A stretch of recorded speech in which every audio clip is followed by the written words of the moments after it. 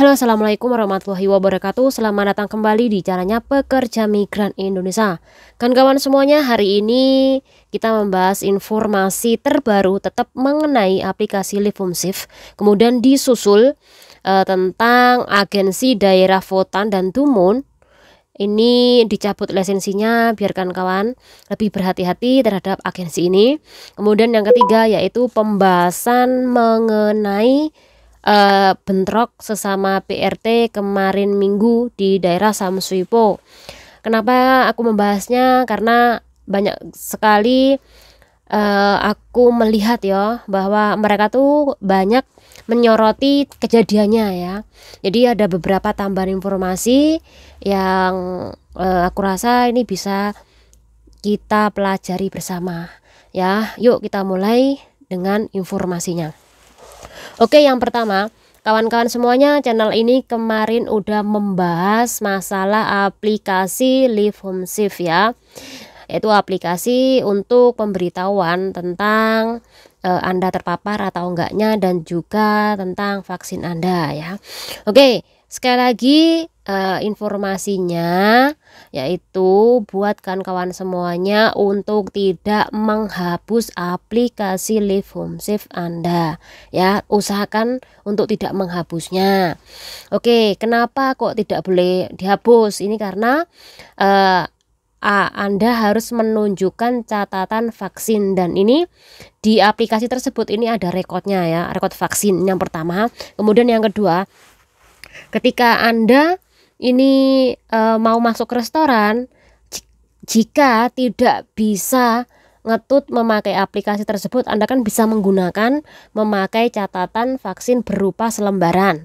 Atau yang ketiga, Anda bisa melakukan pemberitahuan kepada petugas ini melalui screenshotan di HP Anda dan ditunjukkan kepada mesin ketika memasuki atau di scan ya ketika Anda memasuki restoran. Jadi ada tiga tadi ya, screenshot atau screenshot vaksin Anda, atau Anda membawa selembaran, atau Anda bisa menunjukkan memakai aplikasi Livumsif ini ya. Di aplikasi Livumsif tersebut ini ada data-data yang kemarin Anda sudah masukkan. Contoh nama Anda, kemudian Anda tinggal di mana, kemudian tentang vaksin Anda ya. Ini kan semuanya ada datanya di situ, nomor ID card Anda. Nah, kemarin kan lagi rame mengisi data-data tersebut di aplikasi Livumsif kan.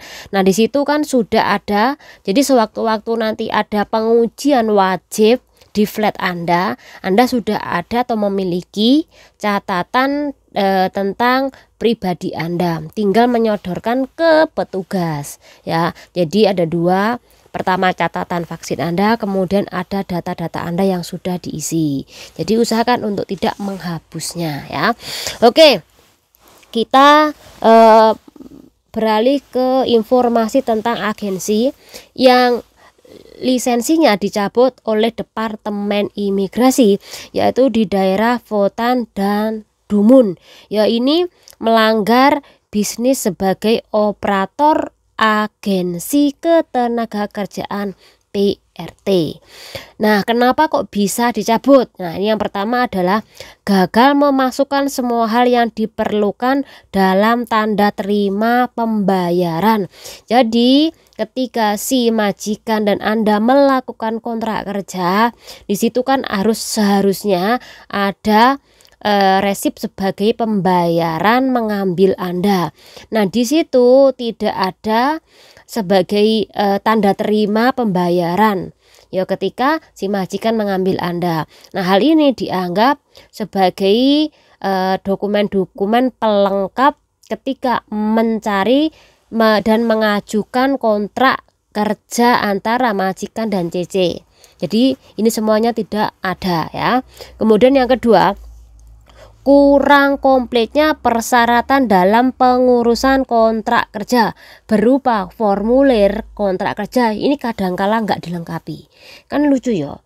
Contoh, orang mau renew kontrak atau orang mau ibaratnya cari majikan atau ganti majikan namun kontrak kerjanya ini nggak disertakan. Terus gimana ini maksudnya agensi? Serius apa enggak ini beroperasi ya? Jadi hal itu juga menjadi pertimbangan kenapa bakal dicabut. Oke, kemudian yang ketiga, menghilangkan kontrak kerja standar yang sudah ditandatangani. Jadi ada majikan dan CC datang ke sana sudah membayar, kemudian tanda tangan kontraknya sudah disetujui, mau di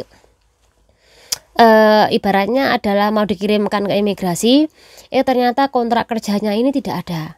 Bahkan orang yang mau renew kontrak pun ini juga kontrak kerjanya nggak ada. Nah, hal inilah yang dianggap oleh Departemen Imigrasi sebagai agen atau operator penyalur tenaga kerja yang sembrono ya. Jadi ini salah satu kenapa harus dicabut. Kemudian yang keempat, tidak bisa mengatur majikan untuk memahami kewajiban atau apa saja haknya ketika mengambil BRT.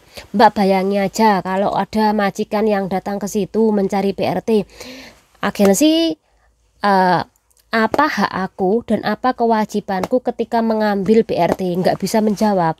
Bagaimana ia mendirikan sebuah agensi kalau hal seperti ini tidak bisa menjawab. Jadi hal inilah yang dianggap tidak layak untuk beroperasi ya. Nah, agensinya adalah ini, aku tidak akan menyebutkan secara detail namanya, tapi kalau kawan-kawan ada istilahnya logo ini berarti ya itu agensinya, dan nama agensinya adalah tak singkat menjadi WD ya. Jadi kan kawan yang daerah Voten atau Dunmun, nah coba mengingat-ingat atau pernah lihat atau pernah masuk di situ. Nah, jadi lebih berhati-hati lagi ya, lebih teliti biar aman-aman saja. Mungkin kalau ada yang aman-aman saja ketika mereka ini ibaratnya adalah memperbarui kontrak, proses kontrak kerja, oke, nggak masalah. Namun sekali lagi banyak yang komplain ya ke Departemen Imigrasi. Oke, kita beralih ke bagian terakhir. Oke mbak-mbak, kemarin minggu kita digegerkan di sosial media mengenai orang lagi berantem ya sesama orang Indonesia, dan sebenarnya aku nggak pengen ya membahas ini secara detail banget, dan kalau aku mau ada video juga bagaimana pertengkarannya dan bagaimana sih yang satunya lagi dengan muka yang penuh getih ya, atau ini mukanya penuh itu ya. Dan sekali lagi channel ini tidak mencari ibaratnya adalah ketenaran, tapi sekedar sebagai informasi. Jadi saya tidak ingin sebenarnya membahas ya, dan apalagi sampai nge-share video mereka ya. Di sini saya hanya lebih menjelaskan tentang permasalahan yang nonton ya. Jadi kemarin aku nonton pas video itu, ketika mereka lagi berantem ini tidak ada yang melerai ya. Nah bener, tidak ada yang melerai, kecuali nah ada orang lokal yang melerai, baru ada mbak-mbak Indonesia yang ikut melerai juga. Entah apa alasannya aku nggak tahu, atau mereka takut atau mereka memang sengaja untuk menonton atau mengambil video.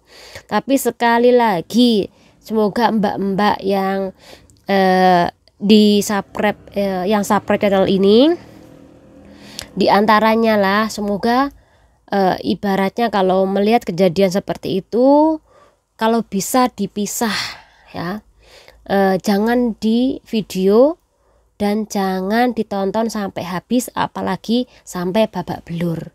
Kasihan ya, mereka memang salah ya, mereka mempermalukan ibaratnya adalah kita sebagai PLT asing di negara ini, ataupun mempermalukan bangsa kita. Namun sekali lagi, kalau kita cuma nonton, memvideo, kemudian mengupload di sosial media, aku rasa ini kurang tepat nggih Mbak. Bener, pisah aja. No, mereka mungkin kilaf sesaat kemudian berantem, ya biasa darah. Kita pernah menjadi muda, ya. Kalau orang muda itu darahnya membara, jadi ya main jotos-jotosan gitu loh biar puas. Tapi selepas kejadian itu, selepas mereka selesai berantem, ya dengan luka-luka yang ini semuanya serba ada getihnya, aku rasa mereka bakal menyesal. Bukan karena masalah terkenalnya apa enggak, tapi kenapa kok mereka melakukannya, dan kemudian kenapa mereka sampai memar seperti itu, ya. Aku rasa selepas itu pasti mereka menyesal. Namun ketika kita menambahin lagi dengan mempermalukan mereka, aku rasa nggak tepat juga loh. Kita pernah salah pasti. Seandainya kita nanti suatu saat tidak bisa mengontrol, kita bisa seperti mereka, ya. Terus kalau sampai tetangga kita ngelihat kemudian disebar-sebar aibnya kita, pasti kita nggak terima, walaupun kenyataan bahwa kita salah. Nah, itu yang aku maksud.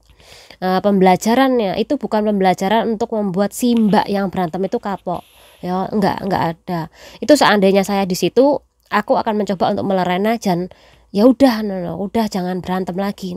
Kasihan saya sebenarnya, ya, ngelihatnya dalam keadaan emosi dan nggak terkontrol, ya. Tadinya nggak pengen berantem, tapi karena namanya juga setan disusupi ke badan kita, ya kita nggak kerasa, ya udah berantem. Apalagi dengan jiwa muda, ya udah tarung adu jotos. Tapi sekali lagi kalau udah kejadian pasti dia nyesel. Jadi ya nyeselnya itu kenapa kok kayak gini, kenapa kok kenapa harus sakit, apalagi musim dingin, pasti ini sakit banget, Mbak. Jangan nambahin kita dengan menyebar videonya, itu akan membuat ia perih, walaupun itu sebagai pelajaran, tapi tidak perlu juga seperti itu, ya. Sebenarnya memang hak asasi mbak-mbak untuk nge-share, tapi sekali lagi kita juga memiliki kesalahan, ya. Jangan sampai nanti suatu saat kita punya aib juga dibeberkan. Intinya ya udah pisah, ya. Jangan sampai membiarkan sampai babelur, apalagi kalau sampai bawa pisau, kan kasihan banget. Oke, semoga bermanfaat buat kawan-kawan semuanya. Channel ini undur diri. Wassalamualaikum warahmatullahi wabarakatuh.